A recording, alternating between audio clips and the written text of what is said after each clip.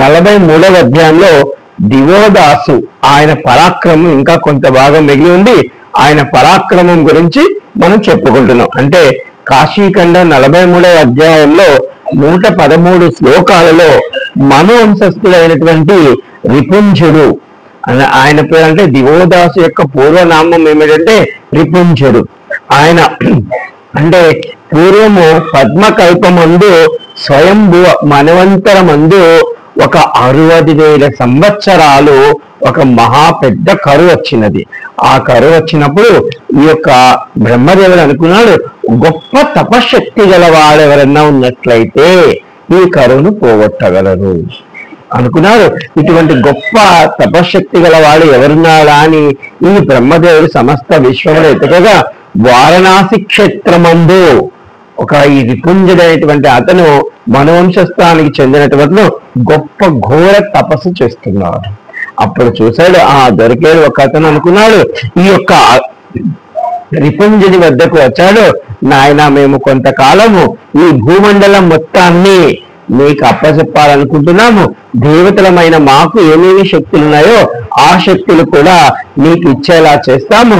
కాబట్టి నీవు ఈ భూమండలాన్ని చక్కగా కొంతకాలము పరిపాలించమని చెప్పారు. ఈ రిపుంజుడు ఆయన చెప్పినట్టు బ్రహ్మ యొక్క మాట శిరసా వహించాడు. బ్రహ్మదేవునికి కొన్ని వినతులు పెట్టుకున్నాడు. తప్పకుండా అండి, మీరు ఇచ్చిన ఈ భూమండలాన్ని నేను ఏకచక్రాధిపతిగా పరిపాలిస్తాను. అయితే మీ దేవతలందరూ వారి వారి లోకాలకు వెళ్ళిపోవాలి, ఎవ్వరూ ఉండకూడదు భూమండలము మీద అని చెప్పారు. తప్పకుండా అండి అనుకున్నాడు. కానీ మహాదేవుడు కాశీ ఎందు ఉన్నాడు. కాశీ కూడా ఒకవేళ మనకి త్రిశూలం మీద ఉన్నప్పటికీ భూమి ఉంది కదా, కాబట్టి ఇక్కడ ఉన్నటువంటి ఒక ఈశ్వరుడి దగ్గరికి బ్రహ్మదేవుడు వచ్చాడు. బ్రహ్మదేవుడు విన్నవించుకున్నాడు, మహాదేవ, నీ కోసం అక్కడ మా మేరు పర్వతము ఘోరాతి ఘోరంగా తపస్సు చేస్తున్నాడు. కొంతకాలము భూమండలాన్ని మొత్తాన్ని ఈ మనువంశస్థుడైనటువంటి రిపుంజుడికి ఇవ్వాలనుకుంటున్నాము. అతను ఈ విధమైన విన్నతి పెట్టాడు. కాబట్టి మన సమస్త దేవతాగణము మనం ఇప్పుడు మేరు పర్వతం కానీ మన లోకాలకు వెళ్ళిపోయాము అని విన్నవించుకున్నాడు. ఈశ్వరుడు కూడా కొంత సమయం ఆలోచించాడు. ఏమో ఇందులో ఏ లోక కళ్యాణం ఉందో అనుకున్నాడో. ఈ ఈశ్వరుడు కూడా తప్పకుండా బ్రహ్మదేవుని యొక్క మాటకు సమ్మతించాడు. ఆయన కుటుంబ సపవారితో మేరు పర్వతానికి వెళ్ళాడు.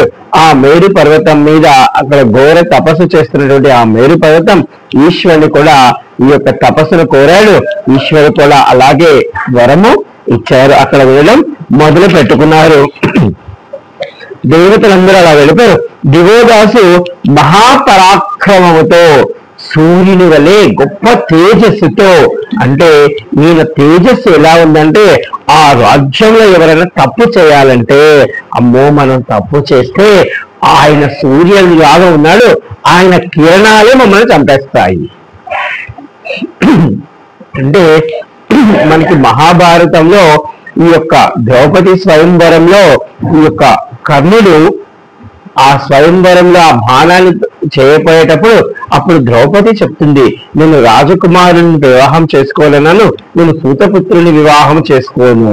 అంటే మనకి కర్ణుడు జన్మించినప్పుడు కుంతీదేవి అడుగుతుంది, నాకు ఇంకా వివాహం కాలేదు, ఏదో ఆయచిత్తంగా ఇలా జరిగిపోయింది, మరి ఈ పుత్రుడి సంగతి ఏమిటంటే అప్పుడు సూర్యనారాయణ చెప్తాడు, కుంతి నువ్వు భయపడవద్దు, ఈ పిల్లవాడికి నేను సంరక్షణగా ఉంటాను, ఎప్పుడు ఈ పిల్లవాడికి ఆపద వస్తుందో నేను రక్షిస్తాను. నా సూర్య ఇతనికి కవచ కుండలాలు అన్ని ఉన్నాయి కాబట్టి ఇతనికి ఎటువంటి ఆపద కలగదు అని ఈశ్వరుడు సూర్యనారాయణ వరం ఇచ్చాడు. అంటే ఈ యొక్క ద్రౌపది స్వయంవరంలో ఈవిడ ఎప్పుడైతే అలా అంటుందో ఈ కర్ణుడికి ఎక్కడ లేని కోపం వచ్చేస్తుంది. ఎక్కడ లేని కోపము, ఎక్కడ లేని బాధ వచ్చేస్తుంది. అలా బాధ వచ్చినప్పుడు ఆ యొక్క సూర్యకిరణాలు భగభగా భగభగా భగభగా అని మండిపోతూ ఉంటాయన్నమాట. అలా మండిపోతూ ఉన్నప్పుడు ఆ సూర్యకిరణాలు అలా భగభగా మండిపోతుంటే అక్కడ ఉన్న వాళ్ళందరూ ఆ వేడిని తట్టుకోలేక అల్లాడిపోయే పరిస్థితి ఏర్పడుతుంది. అప్పుడు ఈవిడ మళ్ళా అంటుంది, ఈ ద్రౌపది, నేను పవిత్ర మనసుతో చెప్పినట్లయితే అంటే నేను ఇతని యందు నేను ఏ దోషాన్ని వెతకట్లేదు, నేను రాజకుమారుని చేసుకోవాలనుకుంటున్నాను, అందుకని ఇలా అన్నాను. ఇది సత్యం అయితే మళ్ళా ఈ సూర్యకిరణాలన్నీ వెనక్కి వెళ్ళిపోవాలనుకుంటుంది. తప్పకుండా అలా వెళ్ళిపోతారు. అంటే ఒకవేళ ఆవిడ అలా చేయకపోతే అక్కడే అది భస్మం అయిపోయేంత స్థాయిలో ఈయన కోపానికి ప్రతీక. అంటే ఈ దివోదాసు ఎలా ఉన్నాడంటే, ఒకవేళ ఆ రాజ్యంలో ఎవరైనా తప్పు చేద్దాం అనుకుంటే ఆయన తేజస్సు కిరణాలు మనని సంహరిస్తాయి. ఒకవేళ ఎవరైనా మంచి వాళ్ళు ఉన్నారనుకోండి, ఈ మంచి వాళ్ళని చంద్రుని వలె దగ్గరికి పుచ్చుకుంటాడట. అంత గొప్ప స్థాయిలో ఉన్నారు. ఈ దివోదాసు పరిపాలన క్రమాన్ని చూసి దేవేంద్రుడు దేవతలందరికీ బ్రహ్మ అంటే వాళ్ళు ఆలోచించుకుంటున్నారు, మనం ఇప్పటి వరకు జరిగిపోయినటువంటి ఎన్ని కల్పాంతరాలు ఇంత గొప్ప పరిపాలన మనము చేయలేదు అని వాళ్ళకి సంతోషము పై కనబడుతుంది, లోపల బాధ అవుతుంది. అంటే మనము ఎక్కడైనా ఒక మంచి గొప్పవాడైతే ఏం చేస్తారు